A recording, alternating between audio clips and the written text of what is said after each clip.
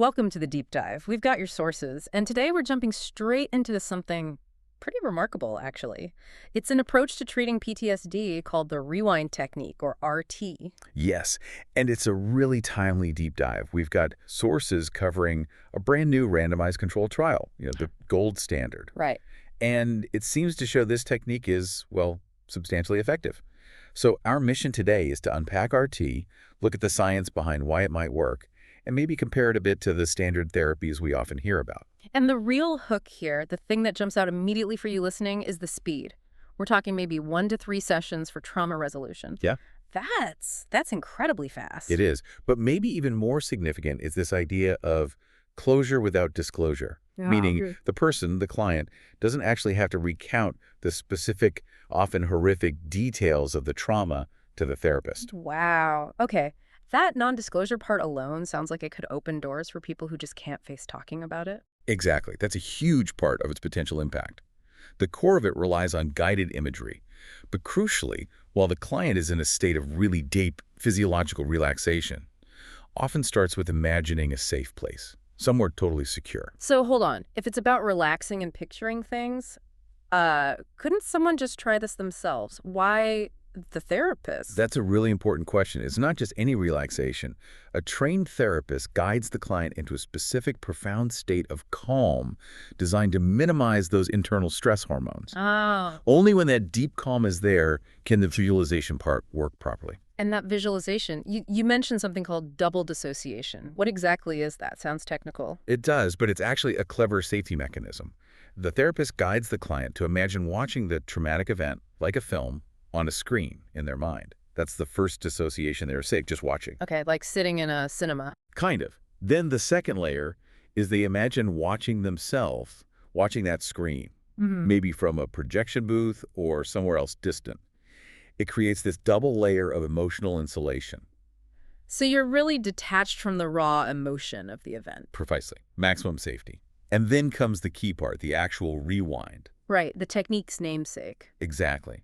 While still in that deeply relaxed state, they use their imagination, like hitting rewind on a remote, to experience the memory rapidly backwards, then fast forward again, multiple times. And the theory behind why that works. This is the aha moment in the sources. The idea is that traumatic memories, because of all the stress hormones flooding the system at the time, get sort of stuck. They don't get properly processed by the hippocampus into normal long-term memory. So they stay live, ready to trigger flashbacks and nightmares. Like a faulty file. That's a good analogy. Yeah. It's stuck in this short-term emotionally charged loop, but doing the rewind in deep relaxation when the stress hormones are low allows the brain to finally process that memory calmly. It essentially files it away correctly into long-term memory, discharging the intense emotion.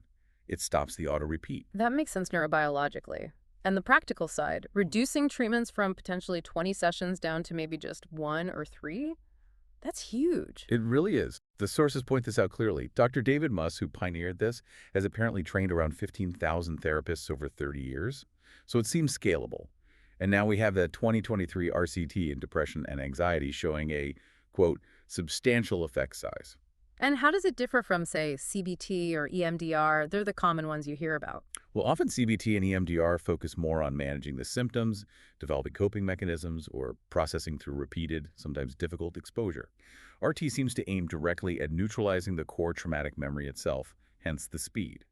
The sources call it a potential game changer for health services, thinking about cost and time. Which links back to the brain science, right? You mentioned neurobiology. Yes, absolutely.